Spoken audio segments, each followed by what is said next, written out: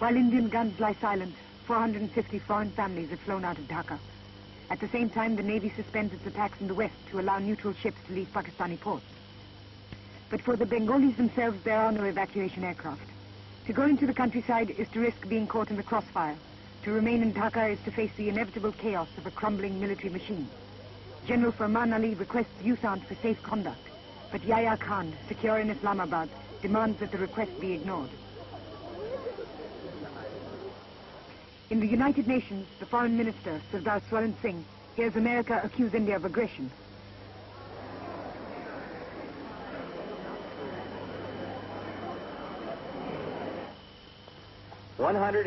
But America's moral posture seems hollow to India as the nuclear-powered 7th Fleet of the United States moves into the Bay of Bengal.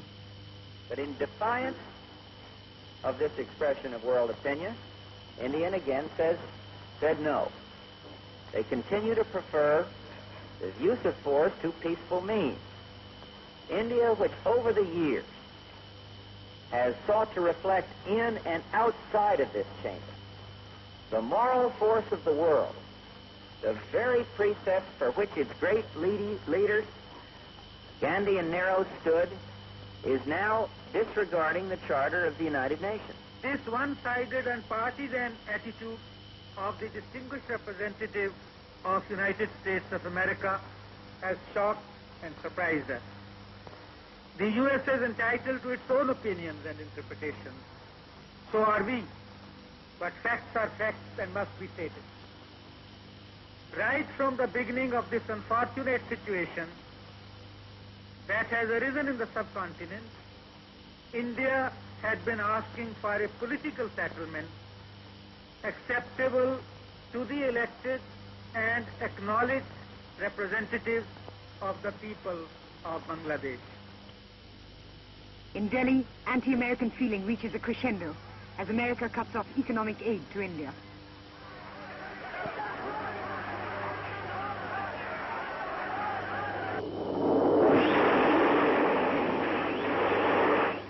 Indian planes rocket attack Dhaka's military installations.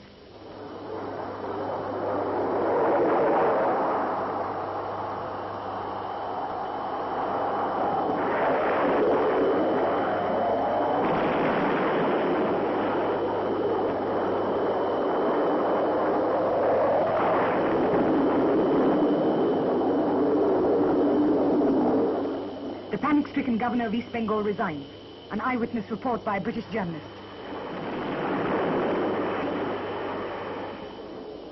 I got there after the first raid on the governor's house, which half destroyed the residence.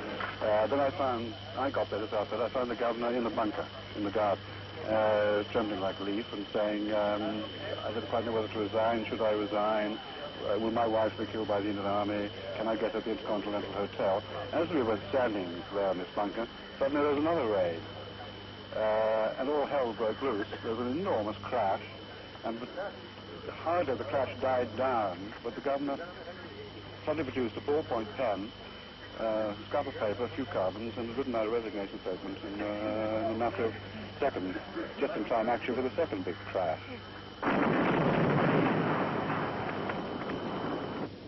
The noose around Dhaka is drawn tighter with the help of the Indian Air Force's helicopters. It takes 72 hours for the helicopters to put enough men behind Pakistani lines to capture Sylhet. Now the choppers drop troops onto the very outskirts of Dhaka. The engineers of the Indian Army provide instant mobility by building bridges as fast as the Pakistanis can blow them up. The hallmark of the Indian campaign is the complete coordination between the service wings. On the eastern front, the Mukti Bahini provide military intelligence and ancillary offensives.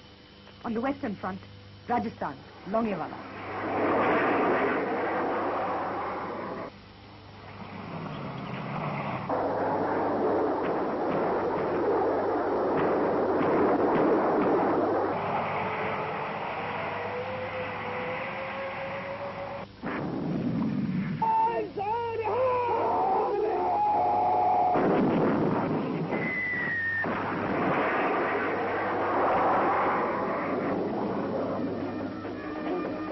A meticulously mounted tank, air and infantry operation regains territory taken from India at the start of the hostilities.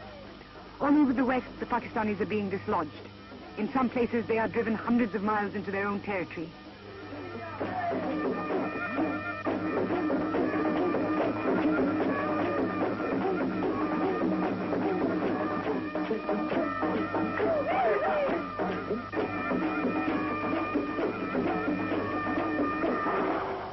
Dhaka is now within the range of the Indian artillery. General Manekshaw once again requests General Niazi of Pakistan to surrender the city before there is further and unnecessary bloodshed. But Niazi still refuses. We fight it out to the last. But a lot of men might die. It's the price of the freedom. But what freedom? Not yours. It's mine, yes, my country, Pakistan. You still consider that you stand a fighting chance will stay, yes, inshallah it will stay. Zulfikar Ali Bhutto, now Foreign Minister of Pakistan, is also defiant. In the UN, he declares his country will fight to the end.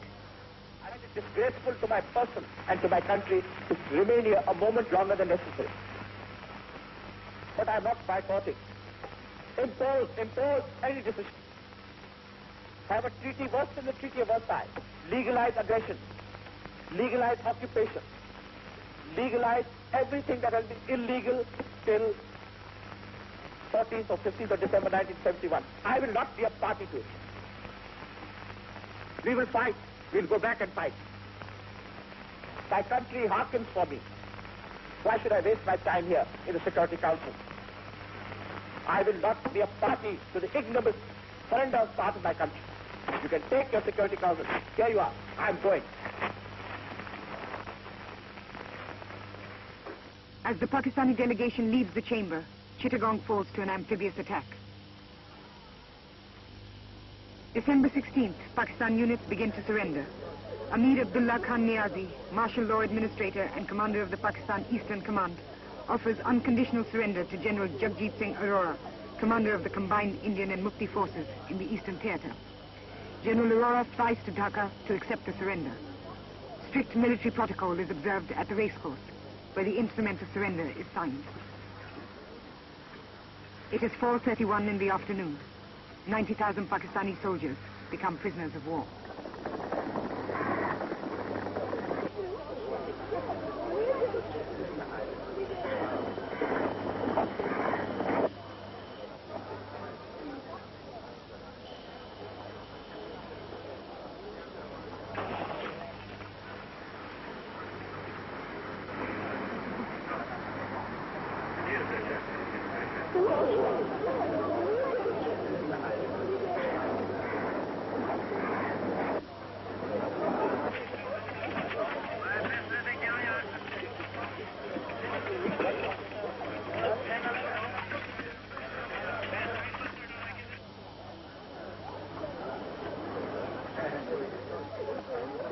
Dhaka is free. Bangladesh is free. The people of Bangladesh are free.